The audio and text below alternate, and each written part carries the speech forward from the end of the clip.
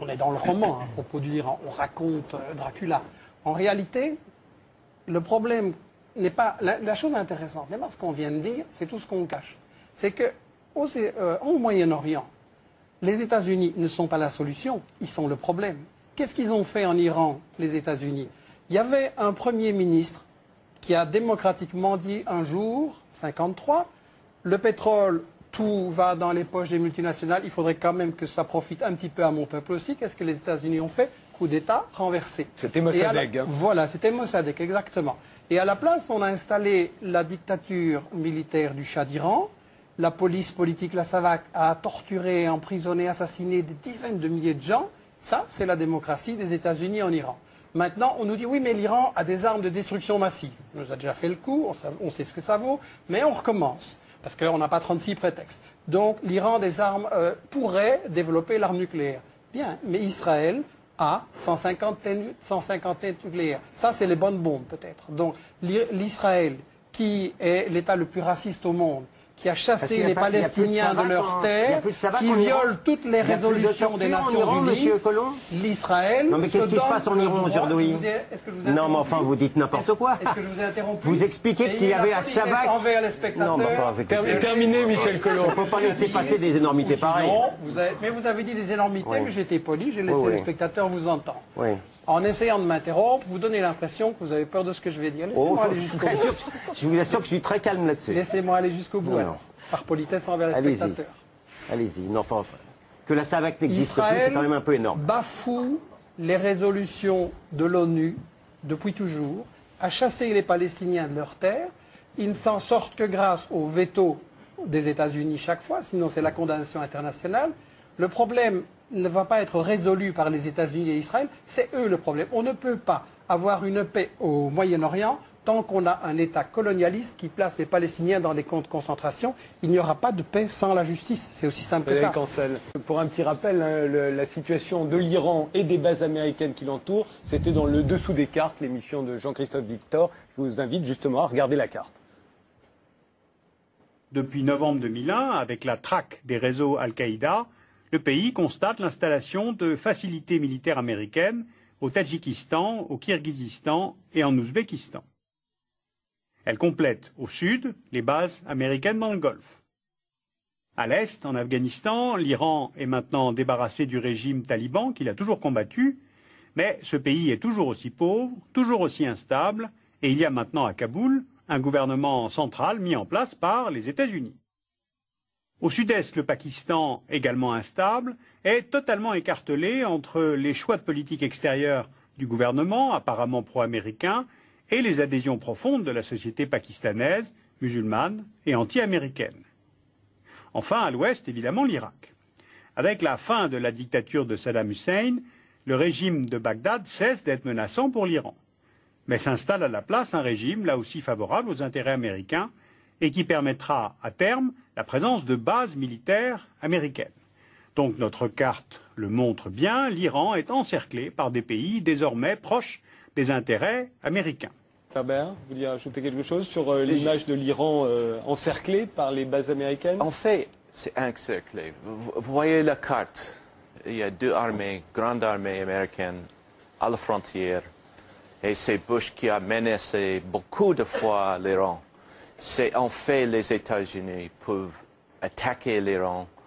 Il y a, comment dirais-je, une paranoïa de la part des Iraniens. Justement, paranoïa de la part des Iraniens qui ferait suite aux menaces nombreuses des Américains. On se souvient que les Américains avaient d'ores et déjà menacé l'Irak avant de l'envahir. On a entendu George Bush avant-hier, dans son discours de sortie, comme on les appelle, reconnaître une erreur. Ce serait d'avoir cru le renseignement en 2003. On va écouter tout de suite George Bush se confessant. The biggest regret of all the presidency has to have been the intelligence failure in Iraq. A lot of people put their reputations on the line and said, the weapons of mass destruction is a reason to remove Saddam Hussein. It wasn't just people in my administration, and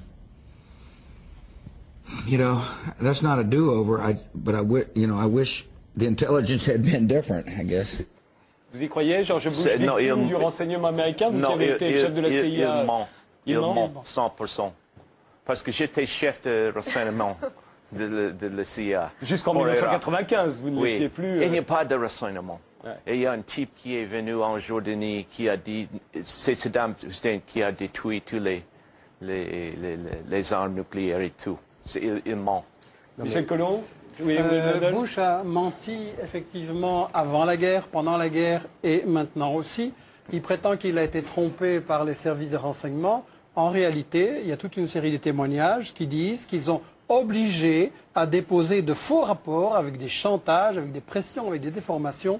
Bush voulait cette guerre qui avait été décidée depuis longtemps pour contrôler les pétroles et il a obligé les services de renseignement à déposer de faux rapports. Donc, quand on dit que les États-Unis viennent au Moyen-Orient parce qu'on les invite, je ne sais pas si le régime saoudien ou le régime koweïtien a tellement d'indépendance qu'il pourrait décider, tiens, invitons les États-Unis. Soyons sérieux, c'est des marionnettes. Et donc, quand les États-Unis disent « invitez-nous », ben, ça se passe.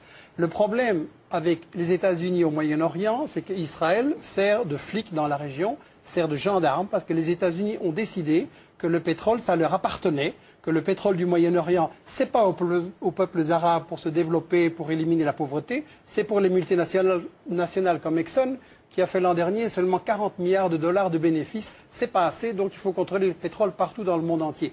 Et si on me dit que non, c'est un problème différent au Moyen-Orient, il faut remarquer que les États-Unis veulent contrôler le pétrole partout dans le monde. Chavez, on a essayé de faire un coup d'État et de l'assassiner parce qu'il voulait aussi utiliser l'argent du pétrole pour éliminer la pauvreté. On a essayé le même coup avec Evo Morales en Bolivie. Maintenant, en Afrique, dès qu'on découvre du pétrole, après 5 minutes, les États-Unis sont là et disent « il nous faut une base militaire, on va envoyer la flotte, etc. » Le problème, c'est que les États-Unis ont décidé que le pétrole, ça leur appartient partout dans le monde et qu'ils veulent le contrôler partout. Un, pour les bénéfices énormes que ça rapporte, et deux, comme moyen de chantage, pour faire le chantage sur l'Europe, sur le Japon, sur la Chine, sur l'Inde, sur toutes les autres puissances, pour ainsi les bloquer avec le chantage énergétique. Donc Israël, il sert juste de flic dans cette stratégie-là. William, très généreux, parce qu'en réalité, les États-Unis ont essayé d'empêcher l'approvisionnement de la Chine en pétrole et en gaz, et de contrôler le pétrole et le gaz de la mer Caspienne et de l'Asie centrale.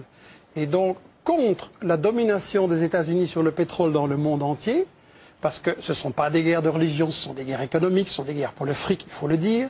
Contre cette domination, il y a maintenant en Asie un phénomène nouveau et important, c'est que la Russie, la Chine et une série des républiques d'Asie centrale se sont unies dans l'organisation de la coopération de Shanghai, qui est un phénomène très très important, avec l'Inde, l'Iran, etc., le Pakistan, je crois, comme observateurs. C'est-à-dire que l'Asie en a marre que les États-Unis prétendent dominer partout où ils sont et prétendent dire ce qu'ils doivent faire. L'Asie veut se développer de façon autonome et par une façon indépendante des États-Unis. Alors, les États-Unis veulent, je l'ai dit et je le maintiens, contrôler le pétrole partout où il est dans le monde pour gagner de l'argent et pour tenir le robinet du pétrole par rapport à toutes les autres grandes puissances. Là, on est dans une représentation. Et vous le trouvez dans des textes des États-Unis. Il faut lire les revues militaires. Là, maintenant, il y a les choses qu'on dit à la télévision. Mais en réalité, quand vous lisez les revues militaires stratégiques des États-Unis ou les trucs du Wall Street Journal, etc., ils disent bien « nous devons contrôler le pétrole nous-mêmes oui, ». Et ici, on est dans une représentation de télévision et on m'a accusé d'être anti-israélien et que je calomniais Israël et que je les porterais comme je m'attendais, parce que je sais que vous êtes dans un lobby israélien. Je vais vous prendre une petite déclaration de David Ben Gurion, certainement une source que vous allez respecter, qui disait, donc c'est le fondateur de l'État d'Israël en 1948, qui disait « Si j'étais un leader arabe, je ne signerais jamais un accord avec Israël, c'est normal, nous avons pris leur pays, ils ne voient qu'une seule chose, nous sommes venus et nous avons volé leurs terres, pourquoi devraient-ils accepter cela ?» Ça, c'est la réalité de ce que pensent les dirigeants d'Israël. Et ici, on est juste dans un show pour la télévision. Non, oui, certainement. Mais j'aimerais réagir à la question que vous avez posée. Est-ce que les choses vont changer avec Obama? Je pense qu'il faut être nuancé et qu'il y a un aspect positif. Moi, je reçois énormément de questions sur mon site Internet. Obama suscite beaucoup d'espoir. Et l'aspect positif, je pense, c'est que ça n'est pas du tout sans valeur qu'aux États-Unis, avec toute leur histoire raciste, un noir ait été élu à la présidence. C'est une avancée, c'est important. Aussi positif, Obama a été élu parce qu'il a proposé un changement, il est apparu en tout cas comme refusant Bush et le militarisme et la guerre et tout ça. Donc ça, je trouve extrêmement positif. Le problème, c'est que avant que les gens votent pour Obama, Wall Street avait voté pour Obama. C'est-à-dire que vous savez qu'aux États-Unis, les multinationales mettent de l'argent sur les candidats régulièrement. Pour être élu président des États-Unis, il faut recevoir des centaines de millions de dollars. La campagne électorale coûte horriblement cher. Ce n'est pas vraiment démocratique d'ailleurs comme système politique. Et il faut se demander à qui les multinationales ont donné le plus d'argent. Pas à McCain, pas à Clinton, à Obama. Donc le problème, c'est que les gens maintenant, avec la crise, ils ont voté Obama pour qu'on les sauve des banques. Le problème, c'est que les banques aussi ont voté Obama. Alors je pense que dans la question israélienne, vous avez raison de dire qu'Obama a raconté toute une série de choses pendant sa campagne électorale pour se faire élire, que maintenant il dit le contraire. Et là, il va falloir tester. Obama a choisi comme vice-président un sioniste acharné, comme secrétaire général de la Maison-Blanche également un sioniste acharné. Il a dit que Jérusalem, ça devait être la capitale d'Israël. Or, Jérusalem est une capitale volée. Il a proposé de donner 30 milliards de dollars d'aide militaire en plus à Israël. Je voudrais simplement dire à Obama, il y a 40 millions de gens sous le seuil de pauvreté aux États-Unis. Est-ce que ces milliards de dollars ne seraient pas mieux utilisés là? Il y a un énorme problème social aux États-Unis et je pense que malheureusement, d'abord le problème c'est que le pouvoir n'est pas à la Maison-Blanche. Le pouvoir, il est dans les multinationales qui décident cette stratégie et qui décident qui sera président. Et je crois sincèrement qu'on va avoir... Ils ont maintenant, comme je l'ai dit au début et comme M. Baird l'a souligné, ils ont un grand problème. C'est que la méthode Bush, on passe en force, on fait la guerre à tout le monde, ça a échoué. Ça n'a provoqué que de plus en plus d'indignation, de résistance dans le monde. En plus, les États-Unis sont une puissance économiquement en faillite. Il y a eu la crise immobilière, s'annonce la crise des cartes de crédit. Donc, il va y avoir des... En fait, c'est une économie en faillite. Comment voulez-vous continuer à faire la guerre partout dans le monde quand vous n'avez pas une économie qui peut la payer? Donc, maintenant, ils sont vraiment dans un désarroi à hésiter entre les tactiques, on va jusqu'au bout, on fait la guerre à fond et en avant, ou des tactiques plus intelligentes, comme on a entendu cette version-là, pour essayer de maintenir la domination des États-Unis sur le monde. Moi, je voudrais simplement dire, les États-Unis n'ont pas à dominer le monde. Il ne faut pas se poser la question, quelle est la meilleure manière de rester les maîtres du monde? Le monde, simplement, il est en train d'évoluer. Il n'est plus unipolaire avec une grande puissance. Il est multipolaire. La Chine monte en puissance. La Russie a cessé de se mettre à genoux devant les États-Unis. Le Brésil, l'Inde, etc. sont aussi des puissances qui essayent de monter. L'Amérique latine essaye de se libérer. Ça, c'est un monde multipolaire. Je ne dis pas que c'est un miracle. La question riche-pauvre va rester là-dedans. Il restera plein de problèmes. Mais à mon avis, c'est mieux pour résoudre les problèmes du monde, qu'il n'y ait plus un gendarme du monde qui, chaque fois qu'il y a un pays qui veut mener une politique indépendante, vient militairement l'attaquer. Sur l'Irak, que va-t-il advenir de l'Irak une fois que les Américains seront partis? Ils ont annoncé leur départ pendant 3 ans. Déjà, George Bush l'avait annoncé. Robert Baird, l'Irak, qu'est-ce que ça deviendra? Soit la partition du pays, ou une guerre civile, les chiites, les Kurdes et les sunnites. Soit une guerre civile. Soit devenir une puissance dans l'orbite de l'Iran aussi. L'Irak est fini. De toute façon. Une telle dimension d'imprévisibilité, d'un côté, on peut considérer que la baisse de la violence en Irak est due au fait que la politique américaine est en train de l'emporter, et ça a des aspects tout à fait vrais. De l'autre côté, on peut dire que les acteurs réels de la scène irakienne se mettent en position en attendant que les Américains s'en aillent pour se confronter dans la bataille définitive. Ce qui est quand même marquant dans l'histoire longue de l'Irak au XXe siècle, c'est qu'il a existé des forces centralisatrices qui ont imposé au reste du pays leur domination. Et apparemment, quand même, il est en train de se reconstituer maintenant une force centralisatrice en Irak. Alors, probablement les Kurdes en seront victimes à moyen terme, surtout que les voisins turcs et iraniens ne demandent que ça, c'est qu'on arrête l'autonomie kurde. Et on peut penser aussi qu'un pouvoir chiite, mais relativement indépendant de l'Iran, peut se mettre en place en Irak. Avec, je pense, dans les prochaines années, l'avènement, mais là ce n'est qu'un pronostic géopolitique d'un Kurdistan non plus seulement autonome mais indépendant, avec sans aucun doute des heurts extrêmement graves et violents qui ont déjà commencé d'ailleurs avec la Turquie mais également l'Iran, surtout la Turquie, mais je pense qu'on néglige la puissance revendicatrice et nationaliste des Kurdes qui sont plusieurs millions en Irak, qui sont une trentaine de millions dans le monde entier étalés sur 5 pays différents et je pense réellement qu'on verra l'avènement de cette indépendance kurde. Michel Collomb, sur l'Irak elle-même Écoutez, quand je suis allé, au moment où Bush a commencé à menacer l'Irak en 2002, j'ai présidé une mission internationale qui a séjourné en Irak pendant 2 semaines. Tout le monde sentait que la guerre allait arriver. Et j'ai eu l'occasion de discuter avec beaucoup de gens, aussi bien des gens pour Saddam Hussein, parce que c'était une partie importante de la population, que des gens qui étaient contre lui. Et des deux côtés, on m'a dit, les Américains, puisqu'ils disent les Américains pour désigner les États-Unis, les Américains, ils peuvent entrer, mais ils ne sauront jamais comment sortir. Et je pense que ça illustre qu'en réalité, les problèmes, on a posé ce soir, on a beaucoup discuté sur beaucoup de problèmes tactiques et stratégiques, qu'est-ce qu'il faut faire. On a chanté les louanges d'Israël. J'aurais aimé qu'un Palestinien puisse venir apporter, rétablir la vérité historique par rapport à tout ça. Mais je pense qu'on reste toujours, on essaye de cacher qu'il s'agit de guerre économique. On nous dit, ah, c'est pour la démocratie, c'est contre les armes de destruction massive, etc. Je regrette. Mais la démocratie, quand vous tomber sur un gouvernement élu démocratiquement, mais qui ne se met pas à genoux devant les États-Unis et devant Israël, comme ce que vous faites, vous le renversez et même vous l'assassinez. Vous l'avez fait au Congo en assassinant Lumumba, en remplaçant par Mobutu.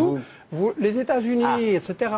Vous l'avez fait au Chili, en volant le cuivre, en assassinant Allende, en le remplaçant par Pinochet. Les États-Unis ont placé les États-Unis. C'est qui vous? Mais on n'est pas.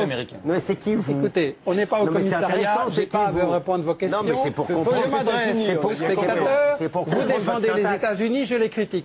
Chaque fois que je parle, vous m'interrompez. Ça vous gêne que je m'exprime ici? Pas du tout, ça m'amuse. Ça m'amuse. Si vous plaît de ne pas m'interrompre. Vous êtes un exemple emblématique de l'obsession anti-israélienne et anti-américaine. Vous êtes un exemple emblématique du racisme d'Israël. Non plus. Et voilà, avec ça, on n'en sort pas. Je suis d'accord avec le racisme d'Israël, mais je suis pas d'accord avec la politique israélienne, ça c'est sûr. C'est une tactique classique de débat télévisé. On jette une peau de banane pour que l'autre ne puisse pas aller jusqu'au bout. Vous le faites vous-même très bien. Qu'on ne puisse pas aller jusqu'au bout et que les gens ne puissent pas entendre ce que j'ai à dire. Je voudrais simplement dire que vous avez éliminé une série de gouvernements démocratiquement élus parce qu'ils ne vous plaisaient pas et qu'ils ne se mettaient pas à genoux devant vous. Dans chaque pays d'Amérique latine, vous avez fait un coup d'État militaire, dans chaque pays d'Amérique latine.